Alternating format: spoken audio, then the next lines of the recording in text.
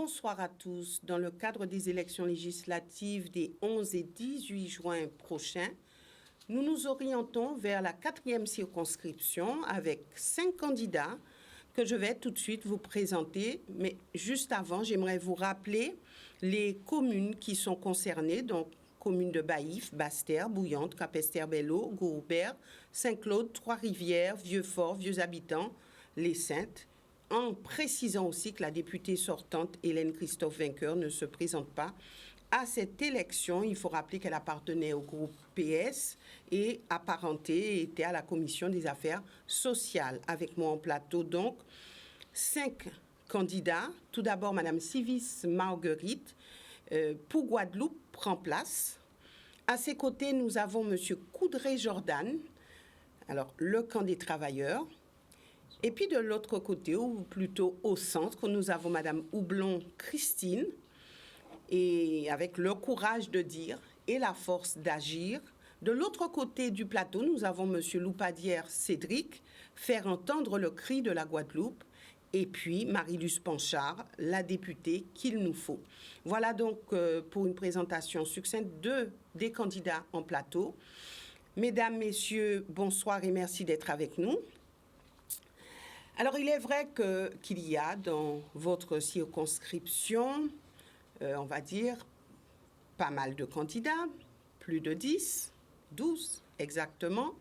La population demande à comprendre et à savoir comment est-ce qu'elle peut se déterminer par rapport aux candidats. Donc, ce soir, vous essaierez de vous positionner face à cette population. Alors, tout d'abord, qu'est-ce qui a motivé votre candidature, Madame Civis? Alors, bonsoir aux téléspectateurs de Canal 10, bonsoir aux contradicteurs. Alors, qu'est-ce qui a motivé ma candidature à ces élections législatives? Il est vrai, Madame Boissé, qu'on ne se lève pas un matin en se disant, surtout issu de la société civile, qu'on va à une élection législative qui s'apparenterait à l'Everest, pour moi en tout cas. Seulement, pourquoi dites-vous ça? Qu'est-ce alors, qui est compliqué? Pourquoi je dis ça? Parce que c'est très compliqué. On en a parlé avec les camarades tout à l'heure. C'est un parcours, c'est du combattant, c'est une organisation et financièrement, c'est une charge très très lourde. Mais à partir du moment où on a décidé de le faire, on prend ses responsabilités et on essaye. Moi, ce qui m'a déterminée pour m'engager dans cette bataille, c'est l'observation d'un certain nombre de choses depuis mon parcours, certes, jeune parcours politique, aux côtés de Claude Edmond à Gourbert, où je suis devenue 2e maire adjointe. Aussi ma participation sur la liste de Pays Guadeloupe avec Mme Borel-Lincertin. Et pour ces dernières élections présidentielles, où j'ai soutenu, je dis bien, le programme de Jean-Luc Mélenchon, qui est l'avenir en commun. Et quand je m'inscris dans cette position, certes jeune, de jeune parcours politique, c'est la citoyenne aussi qui observe ce qui se passe au niveau de sa population. Parce que on ne s'engage pas en politique comme ça. C'est parce qu'on est interpellé par des urgences sociales. Et moi, l'urgence sociale qui s'est dégagée de notre territoire m'a incité à poursuivre cette démarche. Et nous en parlerons certainement tout à l'heure, mais c'est surtout ça qui m'a motivée pour ces élections législatives. Donc, en fait, vous êtes soutenu par la France Insoumise? Non, je ne peux pas parler de soutien, puisque vous savez qu'apparemment, au niveau de l'Hexagone, ils ont décidé que la Corse et les territoires d'outre-mer n'étaient pas investis. Cependant, je me présente au nom de Initiative pour développer la Guadeloupe, qui est mon jeune parti politique qu'on a créé avec Michel Tola, qui en est le président. Donc, nous avons... Qui est à la France Insoumise? Qui est surtout dans l'Union populaire, insoumis certes, puisqu'il s'agit d'un mouvement, il est dans l'Union populaire, et nous avons décidé à IDG de soutenir la dynamique de l'Union populaire. Donc tout naturellement, comme je vous le disais, ayant défendu avec conviction ce programme de Jean-Luc Mélenchon, l'avenir en commun, tout naturellement, ce sont des thématiques qu'on va retrouver, en tout cas, dans le traitement de l'urgence sociale dont je fais mon cheval de bataille pour ces élections législatives. Alors, il y a la NUP. Donc là-bas, on parle de la NUP, un groupement de partis. Est-ce que vous vous reconnaissez là-dedans? Donc il y a le Parti communiste, il y a le parti de Jean-Luc Mélenchon. En tout cas, c'est presque tous derrière Jean-Luc Mélenchon. Alors écoutez, j'aime à dire que ce n'est pas une question de personne. Jean-Luc Mélenchon, tout le monde lui reconnaît, un bon orateur, tout ce que vous voulez, mais c'est surtout ce projet qui me semble être un projet démocratique qui va permettre un équilibre. Nous sommes véritablement déçus dans cette population de la politique macroniste qu'on nous a offert ces 5 dernières années et qui s'est cristallisée encore plus avec une crise sanitaire qui a été vécue différemment par les uns les autres. Moi, je me retrouve dans le projet de Jean-Luc Mélenchon parce que ça permet un équilibre démocratique en termes d'urgence sociale, comme je vous disais, en termes de thématiques qui nous est propre en Guadeloupe, notamment la situation de l'eau. Avant même les présidentielles et ces législatives, nous avons eu à travailler avec les parlementaires que sont Mathilde Panot et d'autres qui sont venus sur la thématique de l'eau. Ils ont rencontré des représentants d'usagers dont je fais partie, puisque je suis présidente d'une association qui défend les usagers de l'eau. Donc, c'est dans cette logique que je me retrouve effectivement sur plusieurs thématiques. Merci, Monsieur Coudray-Jordan. Oui, donc, vous êtes classé divers, extrême gauche. Vous êtes où exactement? Alors, nous sommes des communistes révolutionnaires. Alors, je tiens à dire quand même que le communisme n'a rien à voir avec les caricatures sanglantes qu'ont été les régimes de Staline, de Mao ou de la Corée du Nord. Donc être communiste révolutionnaire, c'est défendre l'idée de renverser la société capitaliste pour construire une société dirigée par la population elle-même. Donc vous avez à vos côtés le Parti communiste. Comment vous situez-vous? Ou est-ce que vous êtes en marge du Parti communiste traditionnel? Le parti, c'est Combat ouvrier. Oui. Donc un parti trotskiste. Et donc nous nous présentons aux élections pour faire entendre les intérêts des travailleurs et des classes laborieuses. Parce que la société capitaliste dans laquelle on vit mène à la catastrophe, nous mène à la catastrophe. On le voit avec la catastrophe militaire qu'il y a actuellement, c'est les populations qui subissent les conséquences. La catastrophe sociale avec l'augmentation de la misère, l'augmentation du prix, le chômage, les bas salaires. Donc on nous voit que la société capitaliste est une impasse.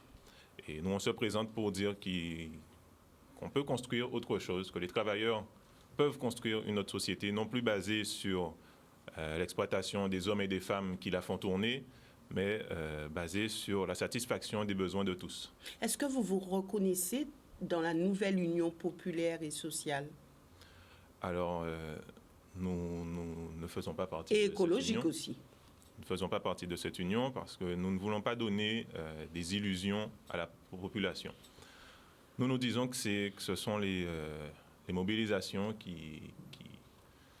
des masses, des travailleurs qui changent leur sort et non des sauveurs qui, du haut de leur poste électoral, prennent des décisions et qui subitement changera la société. Alors, quand vous retrouvez sur un même plateau des communistes, le PS, les écologistes, la France insoumise, enfin, quand vous retrouvez toutes ces personnes sur un même plateau, est-ce que vous vous dites que c'est une union de circonstances ou est-ce que c'est vraiment, il y a un lien, il y a un socle commun?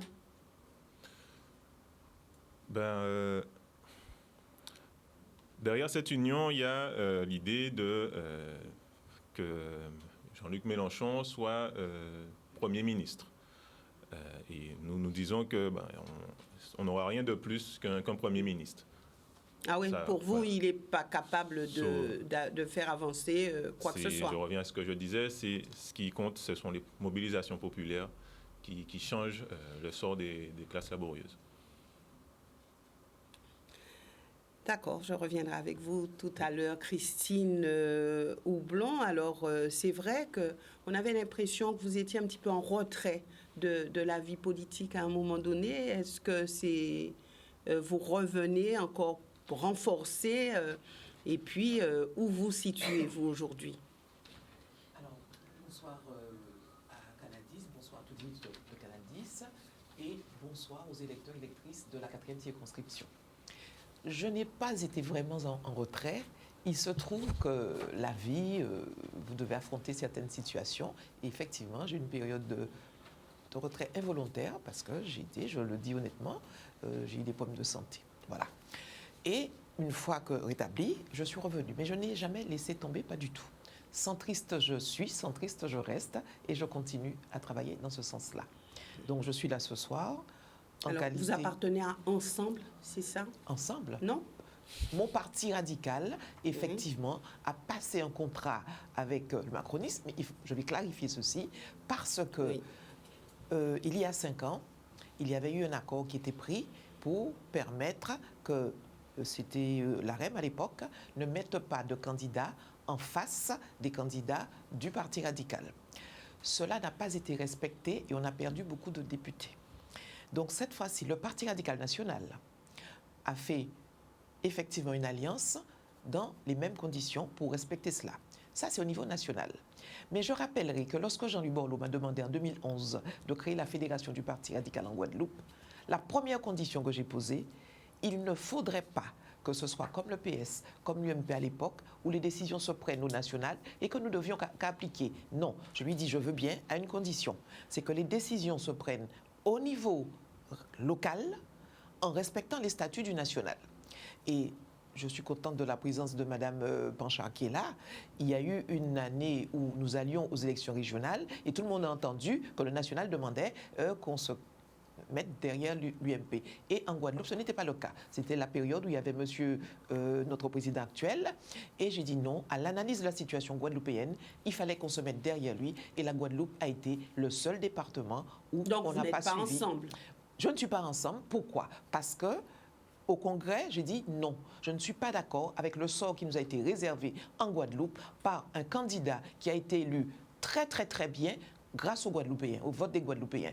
Et il nous a humiliés, méprisés, pas respectés, pas pris en compte. Alors il n'est pas question que la Guadeloupéenne que je suis puisse aller me mettre dans un ensemble qui ne me compte. Avec surtout pas, pas du tout. C'est pour ça que je suis Modem, indépendante. Horizon, enfin bref, non. Surtout pas. Indépendante, centriste, écologique, c'est cela, les valeurs que je porte. D'accord.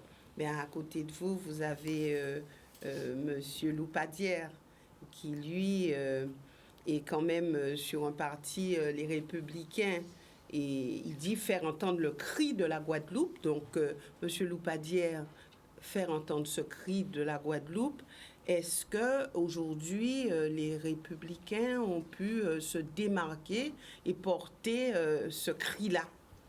Alors, bonsoir Madame Boissé, bonsoir aux téléspectateurs de Canal 10, bonsoir à la Guadeloupe. Donc, faire entendre le cri de la Guadeloupe, c'est pour moi un engagement. C'est parce que lors des élections présidentielles, les Guadeloupéens ont exprimé leur cri d'exaspération, de colère face à la politique du gouvernement Macron. Quelle place va jouer les Républicains? Il est vrai que nous avons subi une défaite lors de l'élection présidentielle, mais pour autant, il faut savoir que ma candidature, en fait, c'est véritablement porter cet espoir, dire que la Guadeloupe peut s'en sortir si on change de politique. Est-ce qu'il s'agit de vous démarquer complètement du national? Alors, moi... Et est-ce possible?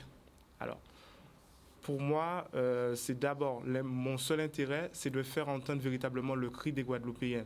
Donc, c'est vrai que j'appartiens à une famille politique, à la famille politique des Républicains, mais moi, mon souci, c'est de faire entendre la Guadeloupe. C'est de dire, voilà les priorités pour la Guadeloupe, voilà ce que je vais défendre pour la Guadeloupe, pour l'intérêt des Guadeloupéens.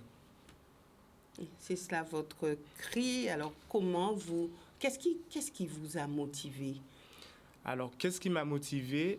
Tout simplement, on se rend compte aujourd'hui qu'il y a beaucoup de candidats qui sont dans la politique depuis très longtemps. Et c'est un tort? J'ai l'impression qu'ils sont tellement dans la politique qu'ils ont oublié l'intérêt des Guadeloupéens et de la Guadeloupe. Donc moi, j'aspire à renouveler le paysage politique guadeloupéen, du moins le paysage politique local, et de dire que aujourd'hui, vous avez la possibilité de choisir de nouveaux représentants qui ne sont pas embourbés dans des carcans politiciens, et vous serez mieux représentés. Alors, qu'est-ce qui fait que... Alors, aujourd'hui, beaucoup disent, oui, on fait du jeunisme, on dit aux jeunes, venez, mettez-vous en politique, etc. Mais pour quelle finalité? Alors, est-ce que le fait d'être nouveau en politique, d'être jeune, ça fera de vous quelqu'un de fiable, quelqu'un qui va travailler forcément pour la Guadeloupe, quelqu'un qui va porter des valeurs politiques? Alors, je pense que oui, mais j'aimerais intervenir en disant que ce n'est pas le fait que je sois jeune, c'est un gage de, comment je pourrais dire, un gage de qualité, ni le fait que avoir de l'expérience n'est pas un gage de qualité non plus. Ce qui me différencie, je pense, des autres candidats, c'est que moi, je suis certes pas un professionnel de la politique, donc j'ai encore moi, je n'ai pas ces considérations où je dois absolument représenter un parti, représenter des idées qui sont à l'encontre de mes convictions. Ouais, mais si vous devenez député, vous serez un professionnel de la politique. Je pense que je suis avant tout un Guadeloupéen comme tous les autres.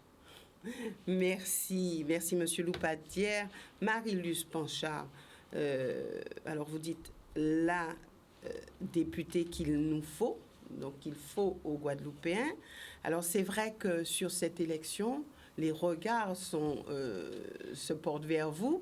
Et d'ailleurs, on l'a entendu, Marie-Luce Panchard a été ministre, elle est à la région en pole position, etc. Donc finalement, est-ce que vous avez l'impression que vous êtes une cible dans cette élection? Est-ce que vous êtes la personne à considérer, puisque vous dites la députée qu'il nous faut? Comment vous positionnez-vous? D'abord, bonsoir à tous les téléspectateurs de Canal 10. Je voudrais vous remercier pour ce débat, parce que je pense qu'une campagne électorale, c'est un grand moment démocratique et on doit pouvoir débattre avec tous les candidats. Ils sont sur le même pied d'égalité. Et je trouve dommageable que certains n'aient pas jugé utile de participer à ces échanges, parce que nous avons besoin, à un moment donné, de réfléchir et de voir programme contre programme, personnalité contre personnalité, quel est celui qui peut mieux représenter les Guadeloupéens. Pourquoi cette candidature? Pour deux raisons. D'abord parce que je suis dans une majorité régionale et je suis aussi dans une majorité au niveau de la communauté du Grand Sud Caraïbes qui a vocation à intervenir dans cette circonscription au regard de ses compétences. Et je suis soutenue par tous les élus de cette majorité qui m'ont fortement encouragée à déposer ma candidature. Parce qu'aujourd'hui, les Guadeloupéens, ils attendent quoi de nous? C'est vrai que nous avons des positions idéologiques. C'est normal, je les respecte. Mais il faut maintenant, en politique, au-delà de ces idéologies, être très pragmatique. C'est-à-dire, est-ce que nous sommes dans l'affrontement? Est-ce que nous nous opposons systématiquement? C'est très facile de surfer sur la douleur, sur les difficultés. Mais il y a un moment donné, il faut construire le pays Guadeloupe. Et moi, je fais partie de ceux qui considèrent que, quelle que soit la difficulté, on doit construire. Et pour construire, est-ce que je suis la bonne personne? Je pense que oui, parce qu'à la fois, j'ai cette proximité. J'ai été maire pendant 6 ans, donc je sais effectivement ce que les Guadeloupéens nous renvoient au quotidien, et j'ai été à leur écoute. D'ailleurs, j'en ai fait mon socle en termes de mon engagement politique. J'ai cette expérience parce que dès le 20 juin, je suis opérationnelle. Moi, j'ai travaillé en tant que ministre de l'Outre-mer sur les bancs de l'Assemblée nationale et je connais toutes les astuces et tous les, moyens qui font qu'à un moment donné, si vous n'êtes pas vigilant, vous pouvez avoir une modification d'un texte qui aura des conséquences très graves sur les Guadeloupéens. Et puis, il y a aussi une dimension qu'il ne faut pas perdre en Guadeloupe, c'est qu'au travers des grands enjeux de ce territoire, il faut pouvoir ne pas simplement se contenter du national, mais aussi avoir cette dimension européenne. Je prends un dossier qui va être sur la table au niveau de l'Assemblée nationale, qui est l'histoire de l'octroi de mer. On en parle beaucoup, on parle de la suppression de l'octroi de mer. Ce n'est pas un sujet qu'on peut débattre entre franco-français. Il faut avoir cette dimension européenne. Et je pense qu'effectivement, de par mon parcours, je peux être quelqu'un qui apporte des réponses. Je ne prétends pas détenir toute la vérité, mais je pense que je peux y contribuer. Voilà le sens. Donc, un député, pour vous, c'est quelqu'un qui a une expérience politique? Il faut les deux. Il faut cette expérience, il faut cette proximité, parce que si vous ne comprenez pas ce qui se joue, vous ne pouvez pas être un bon parlementaire. Mais aussi, il faut être cette courroie de transmission. C'est-à-dire, il ne faut pas considérer, parce qu'on est député, on est un électron libre, on parle en son nom personnel et on ne regarde pas ce qui se passe, quelles sont les décisions qui sont prises. Parce qu'en termes de compétences, les collectivités majeures ont un rôle très important. Vous ne pouvez pas porter à l'Assemblée nationale, je dirais, un projet de développement alors qu'il est contraire au schéma d'aménagement régional voté par l'ensemble des élus guadeloupéens. Donc il faut être cette courroie de transmission pour que vous soyez à la fois avec vos convictions, mais en capacité de faire ce relais. Vous êtes un peu l'avocat du peuple et l'avocat, je dirais, des propositions qui ont été validées et portées par l'ensemble des élus et la population et les forces vives de la Guadeloupe. Alors, vous avez entendu, il faut avoir de l'expérience, selon Marius Panchard, pour être un bon parlementaire. Vous êtes d'accord avec cela? Écoutez, est-ce que vous me permettez de réagir? Je félicite Marius Panchard dans sa façon de dire qu'il faut connaître les réalités, parce qu'on n'arrive pas comme ça, et c'est ce que j'ai dit. Vous ne vous levez pas un matin et pour aller dire vous voulez être député. Il faut connaître une réalité. Mais quand vous parlez d'hégémonie de l'expérience, je ne suis pas d'accord. Pourquoi? C'est-à-dire que vous essayez de nous dire il faut connaître les réalités. Vous êtes dans un groupe, vous avez une notion de la réalité de ce qui se passe dans le pays. Donc, il faut adapter cela, non pas parler en nom propre, et même si on a de bonnes convictions, pour pouvoir aller exposer ça à l'Assemblée. Moi, je propose une autre méthode. Parce que si ça fonctionnait, et c'est bon de le dire, parce que vous ne pouvez pas être un électron libre et dire que vous allez faire de la politique comme ça. Je n'ai pas la prétention d'être expérimentée en politique. Par contre, j'observe. Je suis une citoyenne électrice et je me dis, mais toutes ces personnes de bonne volonté, jusqu'à maintenant, n'ont pas le résultat escompté puisque vous avez une population qui n'est pas satisfaite. Alors, soit il faut leur expliquer pourquoi vous n'êtes pas dans la satisfaction. Est-ce que c'est parce qu'on n'a pas suffisamment de force de conviction ou est-ce qu'on n'a pas l'écoute qu'il faut au niveau de l'Assemblée, par exemple, puisque c'est ça qui nous intéresse. Et vous avez dit que vous proposez une autre méthode. Laquelle? La méthode, c'est celle-là. En tout cas, pour Initiative pour développer la Guadeloupe, j'ai décidé de traiter avec mon camarade Thénard l'urgence sociale, par exemple. On a retenu 3 thèmes, parce que ce n'est pas la peine d'aller faire un catalogue. Vous avez raison encore, Madame Panchard, de dire on n'arrive pas avec un petit dossier et puis on est tellement guadeloupéen qu'on va le défendre. Si vous n'avez pas l'écoute au niveau national, si vous n'avez pas le réseau, si vous n'avez pas des gens qui ont envie de vous accompagner, si vous n'avez pas les moyens matériels pour ce faire, aucune réalisation ne sera possible. Au-delà de ça, je suis d'accord avec mon collègue, monsieur Lopadière, qui dit je suis guadeloupéen, c'est-à-dire qu'il dépasse, même en étant jeune, la logique de parti.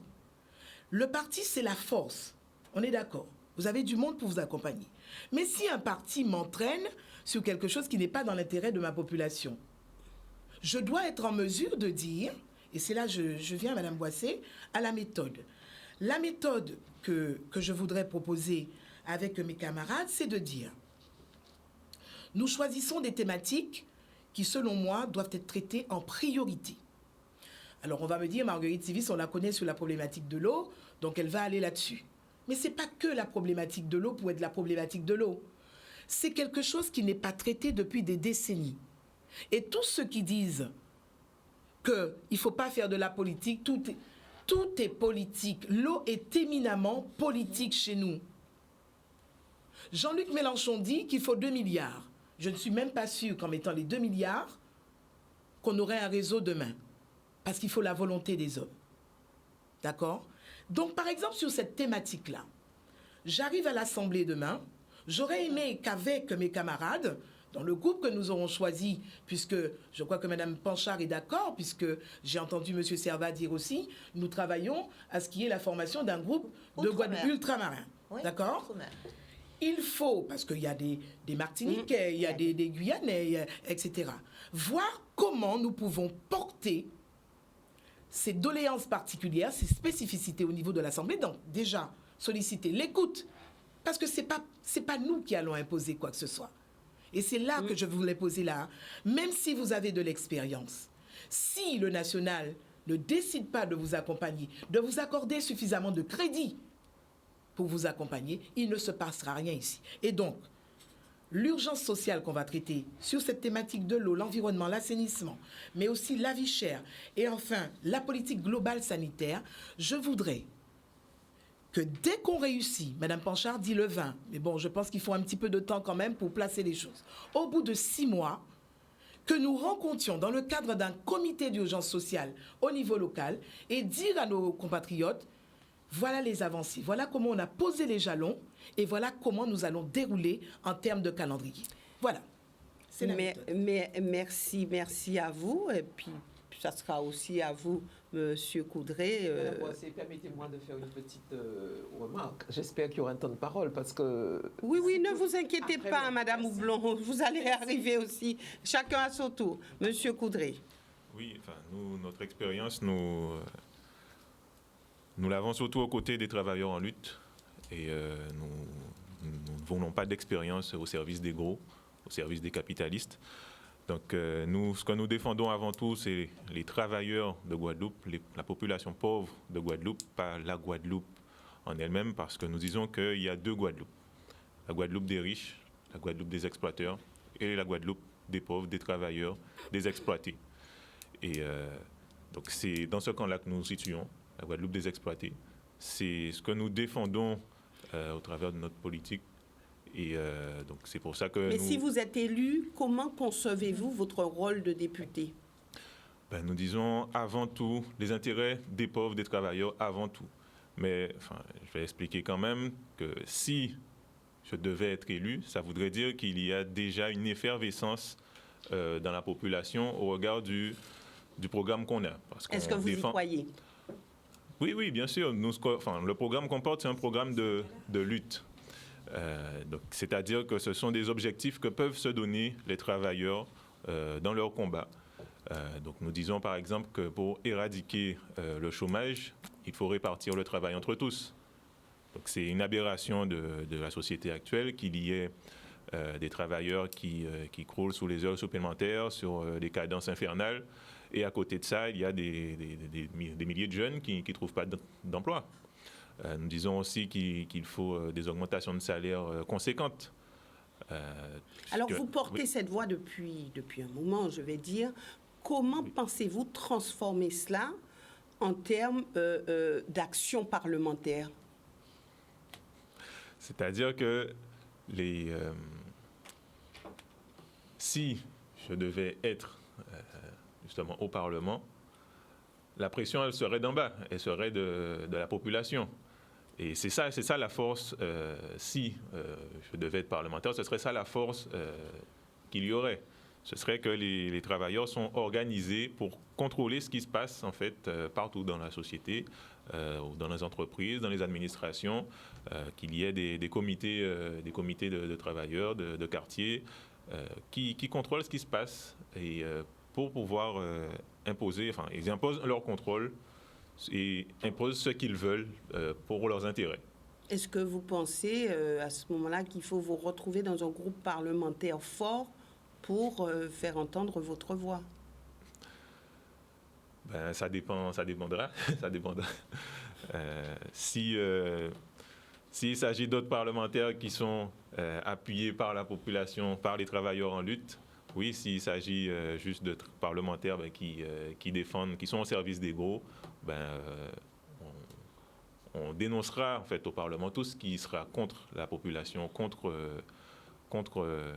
les intérêts de la population, des travailleurs, et on applaudira ce qui se fera dans leur intérêt et tout ce qui pourra un parlementaire est censé aller dans le sens des intérêts d'une population. Oui, mais ce n'est pas ce qui se fait aujourd'hui. Aujourd'hui, les parlementaires, ils sont au service des gros, au service des capitalistes. Enfin, on le voit dans les lois qui passent, dans les lois qui sont votées. Elles sont en majorité voilà, au service des gros, pas de la population, pas des travailleurs. Oui. Bien. Madame Houblon. Moi, j'aimerais qu'on ne perde pas de vue une chose. C'est qu'un élu, à quelque niveau qu'il soit, il est le représentant des citoyens. C'est la première des choses. Et être le représentant du citoyen, cela veut dire que vous êtes, comme on dit chez nous, en lionnage avec votre peuple. Bon. Alors que ce soit au niveau communal, régional, national, c'est cela, le rôle d'un représentant. Un élu n'est qu'un représentant. Aujourd'hui, nous sommes pour une élection législative. Quel va être notre rôle? Notre rôle est effectivement d'améliorer les conditions de vie de notre population. Nous sommes en Guadeloupe, nous sommes dans une circonscription, mais un député ne travaillera pas que pour sa circonscription, que pour son territoire départemental, mais aussi pour le national. Il y a pour nous aujourd'hui quelque chose qui est très visible au niveau de la population. Lorsqu'on regarde le système égalitaire, on ne peut pas dire que le territoire guadeloupéen soit égalitaire aux autres territoires au niveau de l'Hexagone. Donc, il y a quelque chose à faire. Je vais prendre un exemple, la formation des jeunes. On parle effectivement du travail aux jeunes. Mais pourquoi faut-il que nous puissions vider notre région Guadeloupe? Parce que nous allons envoyer tous nos jeunes en formation dans l'Hexagone à l'âge où ils ont 20 ans, 25 ans. Qu'est-ce qui se passe? Eh bien, ils sont partis en formation, ils rencontrent l'âme sœur, ils se marient, ils restent. Et c'est ainsi que vous voyez dans des régions de France, je vois dans le 91, quand j'y vais, je me dis, mais je suis plus en Guadeloupe, en Martinique, en Guyane que dans l'Hexagone. Et toute notre jeunesse se trouve là. Et après, la Guadeloupe, je parle de la Guadeloupe, mais on pourrait prendre d'autres départements, la Guadeloupe se vide et on nous dit, dans quelques années, nous serons le département où il y aura le plus grand nombre de personnes âgées. C'est vrai. Mais alors cela, il faut que le député prenne cela en compte et ramène ça au sein de l'Assemblée nationale pour qu'on trouve d'autres solutions. J'ai parlé de la formation, mais on pourrait parler, par exemple, des emplois. Comment concevez-vous, et je le dis, je le crie, je le dis souvent, comment on peut accepter qu'en Guadeloupe, pratiquement toutes les directions des grandes entreprises, privées comme publiques, soient dirigées par un compatriote caucasien? Je n'ai rien contre mes compatriotes de peau blanche venant de métropole, etc. Mais ce n'est pas normal. Prenez-moi un peu un département, le plus petit qui soit de France, prenez-moi un département de l'Hexagone où vous mettez 50% de personnes venant de Guadeloupe, de Martinique en poste de direction. Quelle va être la réaction de ce département de l'Hexagone? Ce n'est pas acceptable. C'est une question de respect, c'est une question de reconnaissance. Donc vous pensez que le député peut agir là-dessus? Tout à fait. En quoi faisant? Nous avons la possibilité au niveau de l'Assemblée nationale de soulever ce genre de problème pour demander qu'effectivement il y ait une égalité de traitement. Parce que qui c'est qui nomme? C'est l'administration. L'administration. Mais voilà, l'administration... Alors attendez, juste une seconde, elle s'exprime et puis ensuite on va faire... Voilà. L'administration, eh bien, le gouvernement a quand même un pouvoir au niveau de l'administration. Le gouvernement, ce sont des ministres. Qui dirigent les grandes administrations? Ce sont les ministres. Je suis désolée, je suis une fonctionnaire de tout temps. Donc, je connais bien le fonctionnement de l'administration. Et lorsqu'on veut changer la donne, si je prends en 81, quand M. Mitterrand a été élu, qu'est-ce qu'il a dit? Il a demandé qu'il y ait priorité pour les postes outre-mer, pour les originaires. Voilà une mesure que nous, en tant qu'élus au Parlement, on peut demander. Il y a des choses qui peuvent se faire pour changer la donne. Il n'est pas normal non plus que, par exemple, dans notre situation, si je prends le problème sanitaire, on a le problème, la crise sanitaire, elle est partout. Même dans l'Hexagone, vous entendez qu'il manque du personnel, qu'il manque du matériel. Mais en Guadeloupe, c'est crucial. Si vous êtes à Bordeaux, que vous êtes dans un hôpital où il manque du matériel et du personnel, on peut prendre le train, monter à Paris. Mais lorsque vous êtes en Guadeloupe, que vous n'avez pas suffisamment de matériel, que vous n'avez pas suffisamment de personnel, et qu'en plus, pour des raisons sanitaires, on suspend certains soignants sans salaire. Donc, dans un département, il y a un taux de chômage énorme. on met encore plus dans la misère d'autres compatriotes. Ce n'est pas acceptable et nous devons nous élever contre cela. Ça, c'est le rôle d'un élu. Merci. Nous poursuivons avec vous, Monsieur Loupadière. Donc, votre rôle de député, comment est-ce que vous le concevez? Alors, moi, mon rôle de député, je le vois, je serai le député de la proximité et le député des solutions concrètes. Pour réagir par rapport aux propos de chacun, où Mme Ponchard expliquait qu'elle avait l'expérience du terrain, qu'elle a été maire, etc. Moi, je dis simplement, certains candidats ont été à des hauts postes, ont occupé le pouvoir, et pourtant, dans la réalité, est-ce que les Guadeloupéens ont le sentiment d'être satisfaits? Non, je ne pense pas. Sinon, je ne serais pas candidat aujourd'hui. Donc, cela montre bien que l'expérience... Alors, qu'est-ce qui ferait que vous auriez été satisfait? Lorsque les préoccupations des Guadeloupéennes, par exemple, sur le pouvoir d'achat auraient été satisfaites, l'accès à l'eau potable, l'aménagement du territoire, puisque moi je viens de la 4e circonscription et donc là il y a un gros déséquilibre par rapport au territoire. Tout est concentré sur la zone Jarry, Dotéma, alors que sur la Basse-Terre il n'y a rien. Et Mme Ponchard a été ministre de l'Outre-mer, elle a été maire de Basse-Terre et je regrette que sur la région basse-terrienne, rien n'a été fait. Donc c'est pas normal.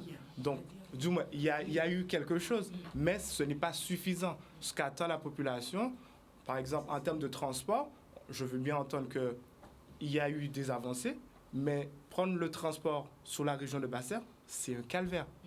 Donc, si vous êtes élu, comment, justement, pensez-vous porter la voix des Guadeloupéens et surtout agir sur les différentes problématiques? Et est-ce que le député peut réellement agir sur tout? Je pense que oui, parce que le député, normalement, il est force de proposition. Moi, si je suis élu, mon rôle sera d'être à l'Assemblée nationale et de défendre l'intérêt des Guadeloupéens et de dire à l'État, écoutez, par exemple, en matière de transport, c'est un service public. En Guadeloupe, il est défaillant, et particulièrement dans ma circonscription. Donc là, il va falloir agir. Donc là, il va falloir mettre une obligation de service public, par exemple, pour le transport en Basse-Terre, pour dire que ce n'est pas normal que, par exemple, si vous habitez Bouillante, vous ne pouvez pas aller à Basse-Terre, il y a un bus tous les 4 heures. Ce n'est pas normal. Est-ce que le... Pardon, juste une seconde. Même si je rappelle que ça, c'est de la compétence de la région, mais puisque la région...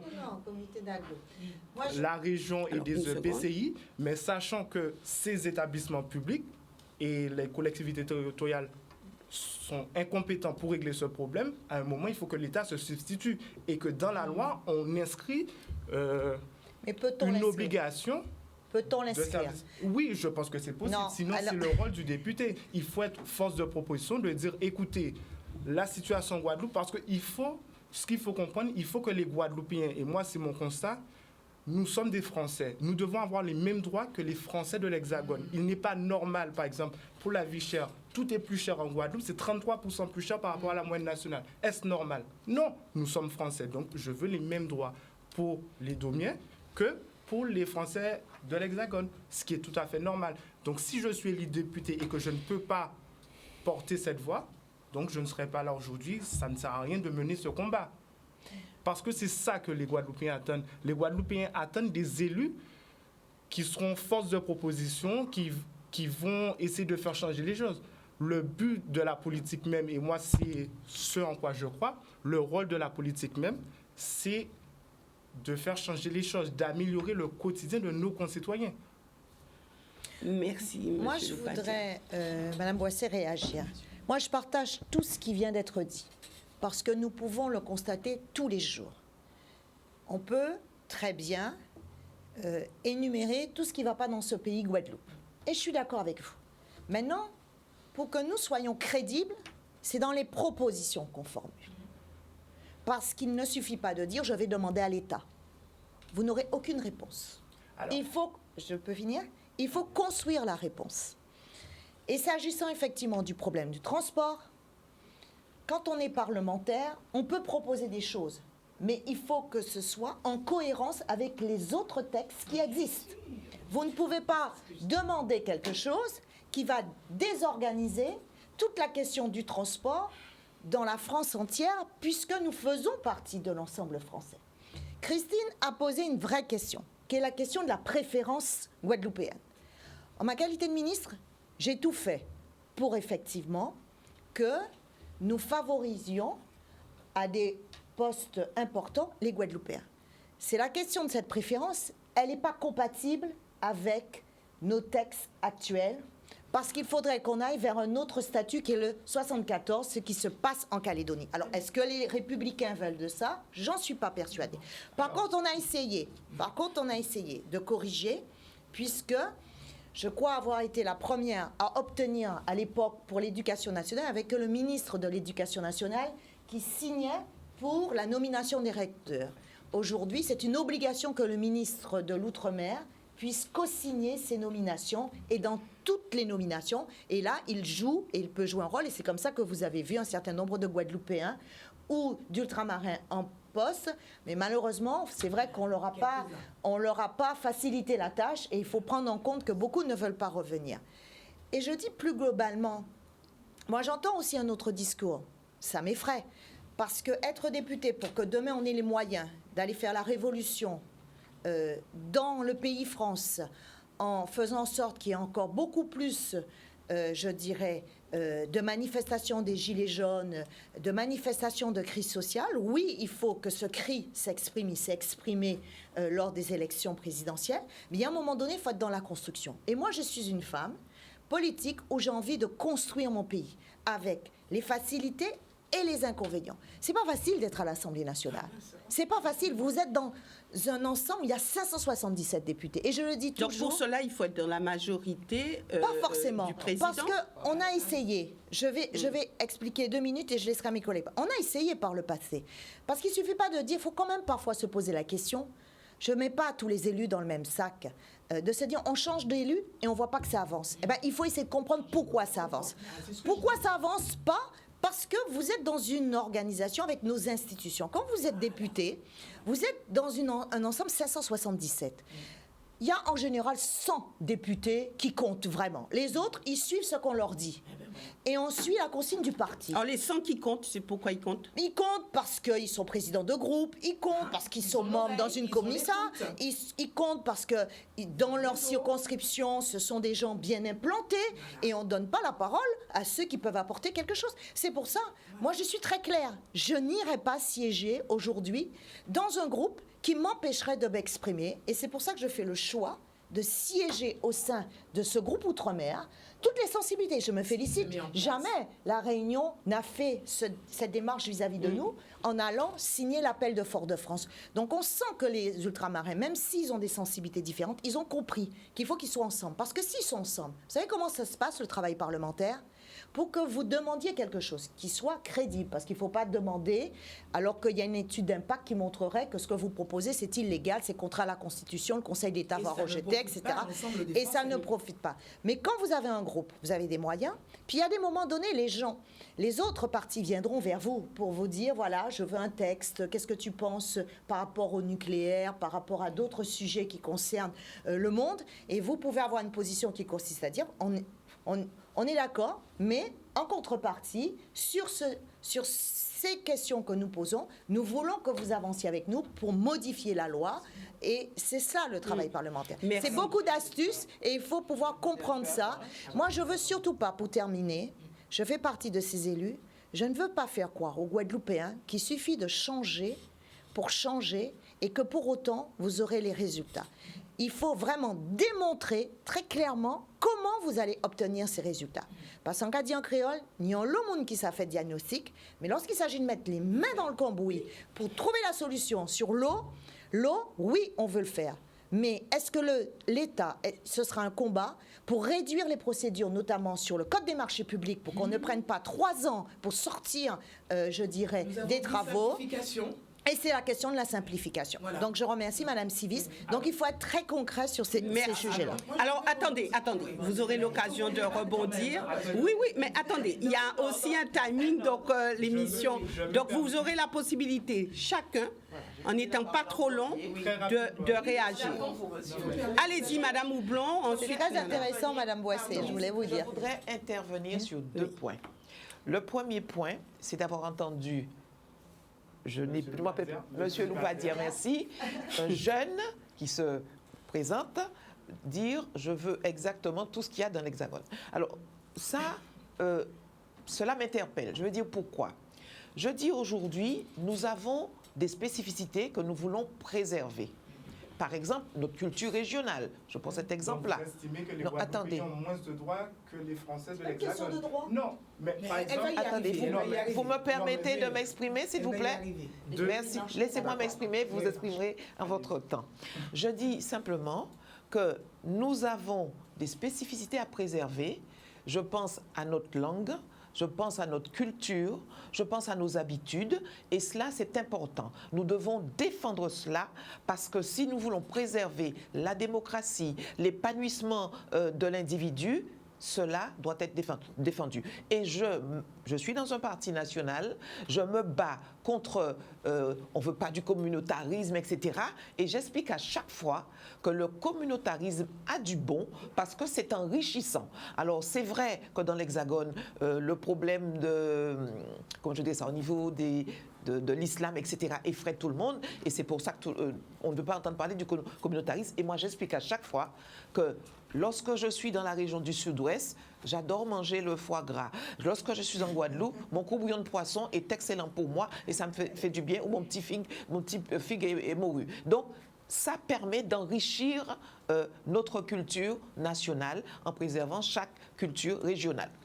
Premier point. Alors, deuxième point, voilà. Non, je ne pense pas avoir parlé autant que d'autres. Deuxième point, concernant le groupe parlementaire dont on parle beaucoup, Marie-Luce. J'ai quelques réserves. Je m'explique. Je dis, dans un premier temps, oui, ce serait bien, mais je ne voudrais pas qu'on soit à côté, connaissant bien la vie, mes compatriotes métropolitains, on va dire cela comme ça. Je pense que oui, je préfère être dans un groupe avec des gens qui soient de l'outre-mer, qui soient de l'Hexagone, mais qui partagent avec moi les mêmes ambitions, les mêmes engagements, les mêmes idées d'évolution. Cela est plus important pour moi parce que je peux être dans un groupe ultramarin où je ne partage pas du tout les points de vue. Ça ne changera pas la donne. Merci. Alors, juste avant, il y avait M. Loupadière qui avait demandé. Ensuite, ça sera vous et puis Monsieur Loupadière. Rapidement. Ainsi qu'à Mme Panchard. Lorsque vous dites qu'il faut préserver la spécificité de la Guadeloupe, je suis tout à fait d'accord. C'est pas ce que je dis. C'est pas ce que je dis. Moi, je dis simplement que les Guadeloupéens sont des Français. Nous ne sommes pas des Français de seconde catégorie. Donc, par exemple, Mme Panchard nous explique que pour les transports en région Basse-Terre, ça dépend des EPCI, de la loi. Moi, je dis les collectivités, les établissements publics se sont montrés défaillants. Ils sont dans l'incapacité de régler cette problématique. Est-ce que vous êtes posé la question de la dotation? Attendez, ils sont dans l'incapacité de régler cette problématique. Quand on a de l'argent, on fait tout. Normalement, c'est un service public qui est essentiel, c'est un service public qui est fondamental pour le territoire. L'État, puisqu'on est français, l'État à un moment doit se dire, puisque les Guadeloupéens ne sont pas en mesure de le faire, à ce moment-là, nous reprenons cette compétence et nous allons régler cette problématique du transport. Le statut ne le permet pas, monsieur. Je suis désolée de vous le dire. Par rapport à la question de l'autonomie, parce que j'entends ce débat où on dit qu'il faut plus d'autonomie pour la Guadeloupe. Pourquoi faire?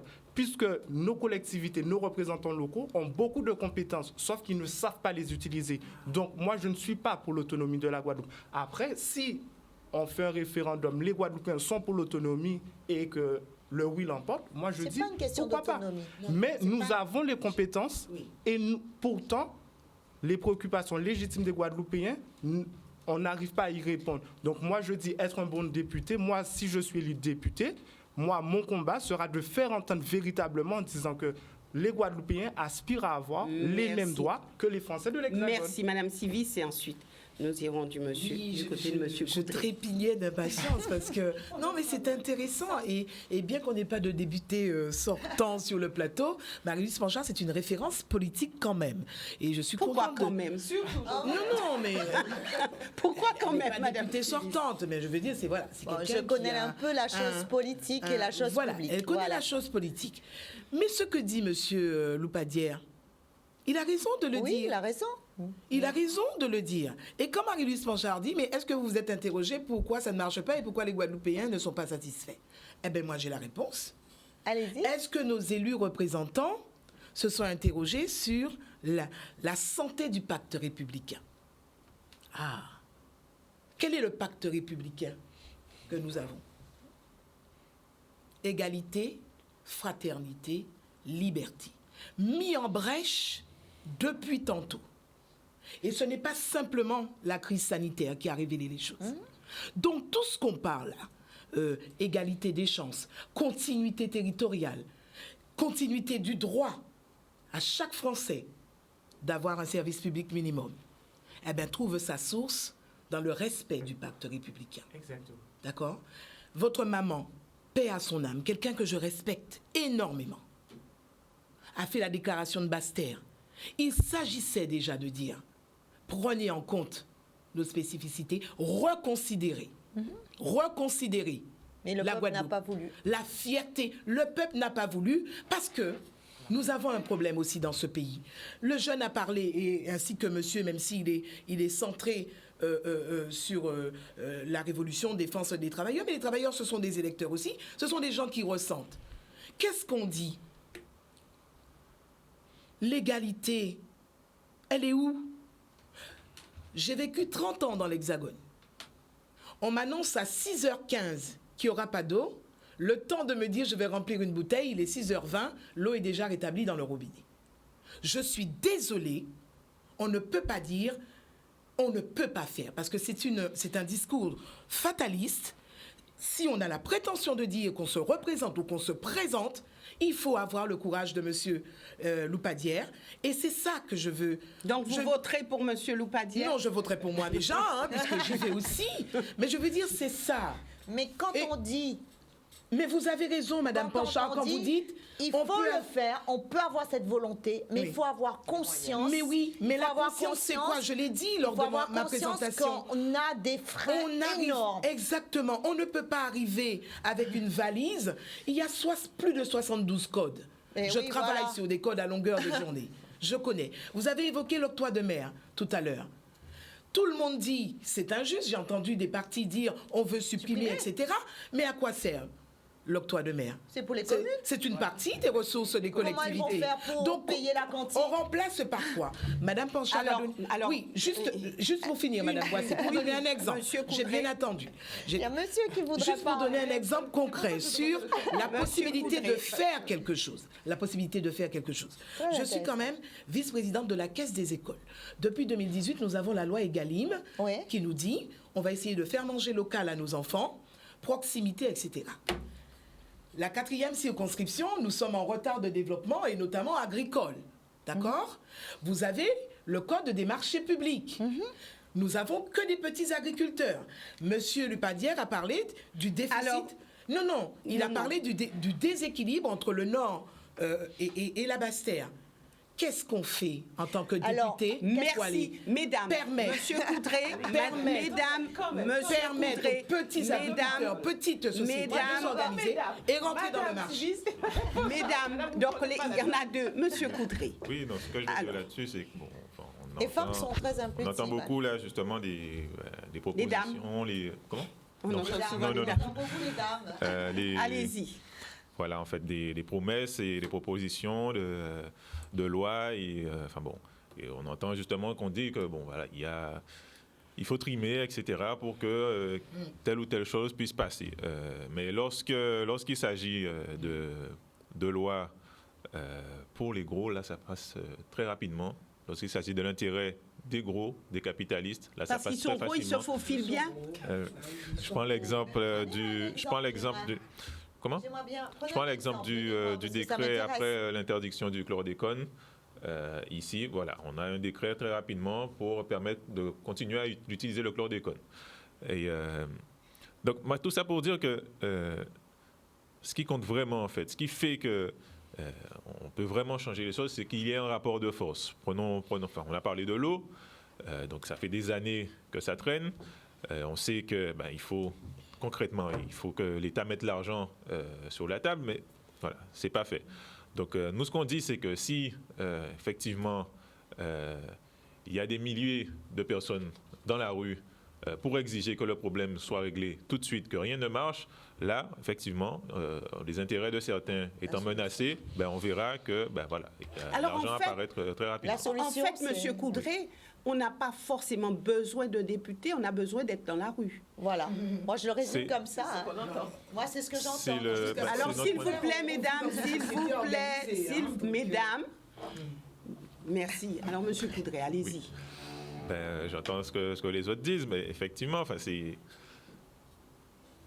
les travailleurs peuvent être organisés aussi dans la rue, à travers de comités, à travers pas dans la rue, dans les entreprises, etc.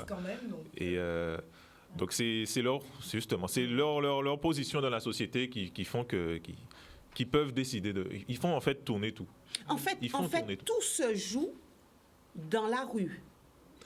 C'est un rapport de force qu'il faut imposer aux capitalistes, à l'État, pour pouvoir. Est-ce que vous ne faites pas fuir tous ceux qui veulent revenir dans un territoire lorsqu'on est dans un chaos, comme disait... Mais les gens fuient déjà, la jeunesse fuit déjà avec le chômage qu'il y a actuellement. Et s'il y a encore plus de crises, parce que moi je dis, j'entends le cri, je peux comprendre, mais ce que je dis, c'est qu'à un moment donné, il faut être dans la construction. Sinon, on fait la révolution, mais même toute révolution, elle doit s'arrêter. Et jusqu'où on s'arrête?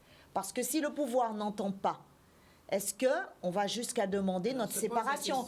Moi, j'aime avoir des solutions très concrètes. Alors, Monsieur Coudray, j'aimerais bien que Monsieur Coudray puisse s'exprimer. Il a bien moins parlé que tous. Donc, Monsieur Coudray, allez-y. On se tait. Nous, la manière dont on conçoit les choses, c'est que les travailleurs puissent décider dans la société qu'ils font déjà fonctionner. Décider au travers de comités dans lesquels, qui peuvent être des lieux de discussion dans la société. Mais si vous êtes élu député, comment pensez-vous mettre en action tout cela? Comment porter les choses au niveau de l'Assemblée? C'est-à-dire, ce n'est pas moi, élu, qui porterai les choses, c'est les travailleurs en mouvement, mobilisés, qui porteraient leurs projets et auront des élus, mais ce sont eux qui décideront de comment ils mettent les choses en place. Vous serez le porteur quand même de cela. Et comment vous les faites entendre, ces trucs-là? Parce que c'est surtout vous n'allez pas siéger à l'Assemblée? Vous allez siéger ou pas? Si je siège à l'Assemblée, d'après le programme que j'ai, ça voudrait dire que les gens ont voté pour qu'ils puissent, pour remettre en cause en fait la société dans laquelle on vit. Donc, ils seront mobilisés, ils seront organisés au niveau des entreprises, au niveau des quartiers, etc. Et c'est de là que viennent, c'est de ces organisations-là que viendraient des décisions. Mais ce sera à vous, députés, il y a 577 députés. À vous, députés, à vous, députés, de vous exprimer, de porter tout cela. Oui, bien sûr. Si, effectivement, il faut faire remonter des revendications, mais il ne faut pas se faire d'illusions. Si je suis seul député dans l'Assemblée nationale, effectivement, c'est sûr que je serai un peu à l'écart. Donc, il va falloir avoir des alliés. On ne conçoit pas justement d'avoir des alliés qui ne sont pas d'alliés. Sauf s'ils sont aussi... la nouvelle organisation... Madame Civis, merci. Sauf les alliés, sauf s'ils sont aussi dans la même optique que nous. Mais nous ne concevons pas de faire d'alliance avec d'autres... À quoi ça sert? C'est ce que nous disons précisément. Il n'y a pas de poids à l'Assemblée nationale tant qu'on n'a pas la population derrière qui... changer de système. Voilà, c'est ce qu'on dit. C'est ce qu'il faut renverser le système capitaliste. Voilà. Alors, non. Juste une petite chose, un petit point important, madame. Parce que une petite chose devient une grande chose. Donc, non, nous sommes presque arrivés au terme de cette émission. C'est grave. Et il va falloir... La reprise des compétences. Je vais prendre un seul exemple, ce ne sera pas long. On a repris la compétence de l'eau au niveau de l'État. Est-ce que ça a changé quelque chose au niveau de la Guadeloupe? C'est simplement ce que je veux dire. Madame Civis a décidé de se taire et là, nous ferons un petit tour de plateau avec vous, puisque nous sommes arrivés au terme de cette émission. Mais si vous voulez, on fera une prochaine fois un autre débat, tous ensemble et en dehors. On est frustrés, madame. Mais il va falloir chronométrer qu'on ait un temps de parole chacun pour être sûr. Écoutez, nous aurons l'occasion, je suis preneur hors élection, que vous puissiez venir et débattre entre vous, il n'y a aucun souci. Ce sera excellent. Excellent. Voilà, donc nous faisons un petit tour de plateau, Madame Civis, un petit tour de plateau, je dis bien, puisque nous sommes quasiment arrivés au terme de cette émission, mais je tiens à vous donner la possibilité de vous exprimer et de dire à la population de voter pour vous, à la limite, et de le dire à votre manière. Oui, alors, mais vraiment très court. Très court. Voter pour Marguerite Civis, députée à l'Assemblée les 11 et 18 juin, c'est garantir le traitement de l'urgence sociale. 3 thématiques, je le rappelle, l'eau, l'assainissement, l'environnement d'une manière générale, la vie chère, s'attaquer aux problèmes d'inflation, bloquer les prix, etc. Et enfin, notre santé, la politique de santé sur notre territoire, avec la réintégration. La Guadeloupe ne peut pas se permettre d'avoir 500 familles au chômage pour une histoire de vaccin. Nous en reviendrons, mais d'une manière générale, on ne peut pas se permettre d'être dans un désert médical. Voter pour la liste, la Guadeloupe aussi, avec Marguerite Civis et Francis Thénard. Merci. Monsieur Coudray. Alors, ce que nous disons, c'est que voter combat ouvrier, c'est dire qu'il faut répartir le travail entre tous pour éradiquer le chômage. C'est dire qu'il faut des augmentations de salaire conséquentes pour faire face à la vie chère. C'est dire qu'il faut que les travailleurs puissent contrôler ce qui se passe sur les comptes des grandes entreprises, des entreprises multinationales et nationales. C'est dire qu'il faut aussi en finir avec le mépris colonial qu'il y a dans les Outre-mer. Et dans ces élections, nous voulons être la voix des travailleurs aussi qui luttent. Donc la voix des soignants, la voix des travailleurs d'ArcelorMittal qui sont en grève depuis 260 jours, la voix de tous ceux qui ont été licenciés, mis à la rue.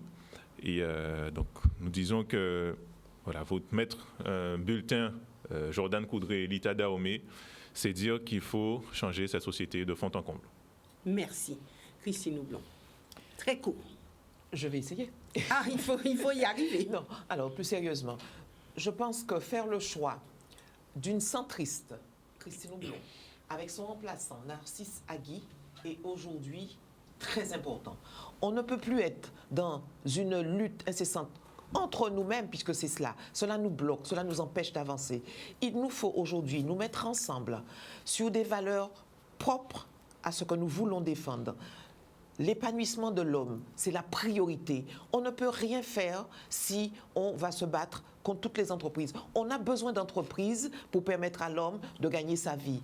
On a besoin de travailleurs pour permettre à l'entreprise d'avancer. Donc nous devons être dans le sens des réalités. Et le sens des réalités en Guadeloupe, c'est donner du travail aux jeunes, tendre vers l'autosuffisance alimentaire, préserver la santé, et c'est tout son ensemble. Je ne vais pas reprendre tout ce qu'on veut, tout ce qu'on sait déjà, mais il faut être pugnace, combatif, et faire en sorte que véritablement on nous entende. Merci Christine Houblon, Monsieur Loupadia.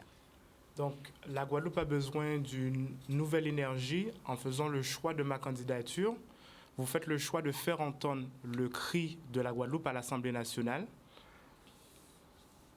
Comme vous, avec mon suppléant Davy Julieno, nous voulons des solutions concrètes aux préoccupations des Guadeloupéens. Donc moi, je serai le député des solutions concrètes, le député de l'efficacité, de la proximité. Je suis le seul, je pense, dans cette élection à vous proposer des solutions innovantes et audacieuses parce que, comme vous le voyez, je suis le seul candidat qui n'est pas embourbé dans les carcans politiciens parce que moi, je pense que la politique peut changer et doit changer le quotidien de nos concitoyens. Si le parti est d'accord. Merci, Marie-Luce Panchard. Je voudrais m'adresser aux électeurs et aux électrices de la 4e circonscription, leur dire, vous connaissez mon parcours. Je crois pouvoir dire qu'aujourd'hui, j'ai cette proximité parce que j'ai été le maire du chef-lieu. J'ai une expérience du travail parlementaire. Il faut pouvoir être opérationnel très rapidement parce qu'il y a des enjeux considérables pour la Guadeloupe.